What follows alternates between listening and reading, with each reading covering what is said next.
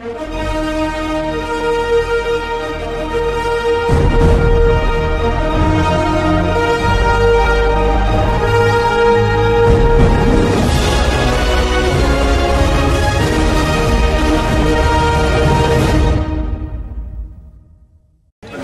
3 वर्षदेखि चाहिँ यो बाटो चाहिँ बन्छ तुलसीपुर व्यापारिक केन्द्रको चाहिँ तुलसीपुर 5 को चाहिँ यो बाटो चाहिँ करिब 800 मिटर होला, 9 मिटर चौडाइ। यो बाटो चाहिँ विगत 3 वर्षदेखि चाहिँ लगातार बन्छ भन्दै पनि चाहिँ नबनिसक्दाखेरि र हामीले प्रत्येक पटक यहाँका जनप्रतिनिधि सांसददेखि लिएर सबै निकायमा सडक डिभिजनदेखि लिएर सम्पूर्ण निकायमा जाँदा पनि चाहिँ हाम्रो माग चाहिँ सम्बोधन नगरिसकेपछि चाहिँ हामीले आजको यो कार्यक्रम चाहिँ राख्न चाहिँ हामीलाई चाहिँ एकदम मजबुर चाहिँ पर्यो। अब यो कार्यक्रम राखेपछि तपाईँहरूको समस्या हल हुन्छ त? समस्या हल भन्दा पनि चाहिँ हामीले प्रत्यक्ष भेटेर पनि चाहिँ उहाँहरूसँग चाहिँ राख्यौँ, तर उहाँहरूले चाहिँ आश्वासन मात्रै दिनुभयो, हुन्छ बन्छ मात्रै भन्ने कुरा भयो। त्यो हुँदाखेरि चाहिँ यहाँ प्रत्यक्ष रूपमा चाहिँ कतिलाई पीडा भोगेका छन् भन्ने कुरा चाहिँ आज यहाँको उपस्थित भएको चाहिँ जनसङ्ख्याले पनि देखाइसक्यो होला। हामी 1-2 जनाले गएर भन्दाखेरि चाहिँ 1-2 जना मात्रै बोले भन्ने कुरा चाहिँ उहाँहरूलाई लागेर पनि हामीलाई नजरअन्दाज गर्नुभएको होला पनि जस्तो पनि लाग्छ। र आज यो मास र यो सबै देख्दाखेरि चाहिँ हो यो बाटोले गर्दाखेरि चाहिँ धेरैले दुःख पाएका रहेछन् भन्ने कुरा चाहिँ महसुस भयो भने उहाँहरू पक्कैहरू पनि यसमा चाहिँ बनाउन चाहिँ अग्रसर हुनुहुन्छ। र यो धेरै रकेट साइन्सको कुरा होइन, उहाँहरूको इच्छा शक्ति हुने बित्तिकै यो केही समयभित्र नै चाहिँ बन्न पनि सक्छ। यो धेरै अरबौँको खर्बौँको बजेट पनि होइन, सामान्य बजेटहरू कहीँबाट विनियोजन गर्दा पनि बन्ने बाटो हो, तर पनि चाहिँ 3 वर्षसम्म चाहिँ यो अझै अल्पत्र छ, व्यस्त छ। बाटो बनाउनलाई बाटो नै बन्द किन भन्ने खालका प्रश्नहरू पनि सुन्यो गयो कतै, अरू उपायहरू पनि थिए होला नि, यो नै रोज्नुको कारण? बाटो बन्द भन्दा पनि चाहिँ यहाँ तुलसीपुरको हामीले यो चोक हेर्नुको हामीले सम्पूर्ण तुलसीपुर चाहिँ बन्द गरेका छैनौँ। यो हामीले प्रहरी ट्राफिक प्रहरीसँग पनि चाहिँ पूर्व जानकारी गराएर थुप्रै बाइपासहरू चाहिँ छन् जुन क्षेत्रमा चाहिँ हामी आन्दोलन गरिरहेका छौँ। यो क्षेत्रबाट चाहिँ थुप्रै क्षेत्रहरू चाहिँ बाइपास गरेको छ। बाटो बन्द भन्दा पनि चाहिँ 1 घन्टा चाहिँ साङ्केतिकपूर्ण चाहिँ यसले चाहिँ जनता चाहिँ सडकमा पनि आउँछन् र हाम्रो माग चाहिँ सुनवाई हुन्छ कि भन्ने एउटा आश, एउटा मान्छेहरूले चाहिँ शान्त शैलीमा चाहिँ आफ्नो मागहरू राख्दा पुरा नभइसकेपछि यसो गरे हुन्छ कि भन्ने चाहिँ झिनो आश बोकेर चाहिँ हामी यहाँ आएको। बाटो बन्द गरेर अरूलाई दुःख दिने हेतु पनि होइन। त्यही भएर यो चाहिँ दिउँसोको यो समयमा चाहिँ अलिकति गाडीको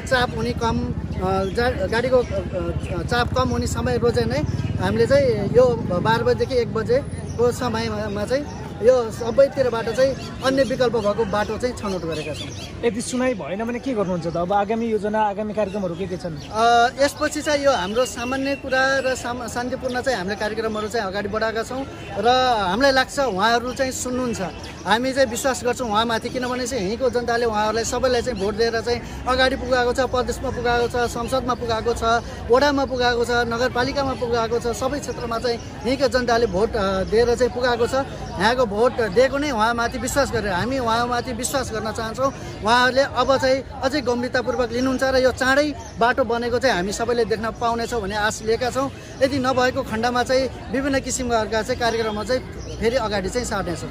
जस्तो तपाईँहरूले विभिन्न पटक डेलिगेसन जानुभयो, विभिन्न पटक मौखिक जानकारी पनि गराउनु भयो, विभिन्न पटक चिठी पनि लेख्नुभयो, आफ्नो सके जति चाहिँ एक प्रकारले तपाईँले गर्नुभयो, तर पनि सुनाइ भएन।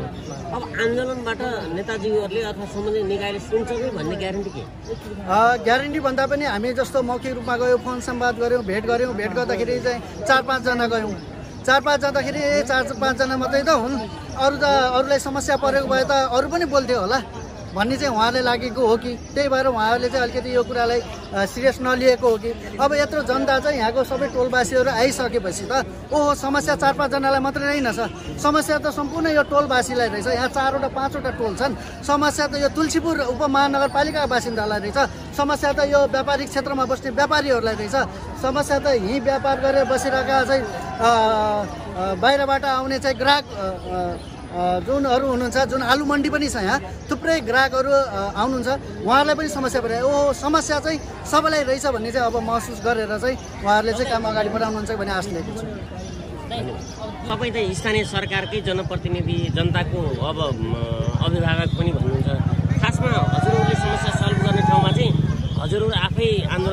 गर्दाखेरि जनतामा सन्देश के जाला अथवा चाहिँ तपाईँहरूले यसको यो कसरी लिनु भएको छ यसलाई चाहिँ? अहिले यस्तो हो, हामीले 10औं पटक पहल गऱ्यौँ प्रदेशमा चाहे सहरी विकास डिभिजन कार्यालयमा त्यहाँका प्रमुखहरूसँग पहल गर्दा परेसान भइसक्यौँ हामी पनि। हामी त पहिला के हो भने यो जनताकै मान्छे हौँ, जनताले पठाएको जनप्रतिनिधि, हामी सरकार एकतिर हुँला तर चाहिँ हामी जनताको पक्षमै लड्छौँ भनेर जनतालाई नै राम्रो गर्छौँ भनेर हामी जाने। अनि अहिले पछि म सरकार पछि हो, म हेर्दैन भन्नु मिल्छ? हामी त जनताको लागि लड्ने हो नि, के हुन्छ?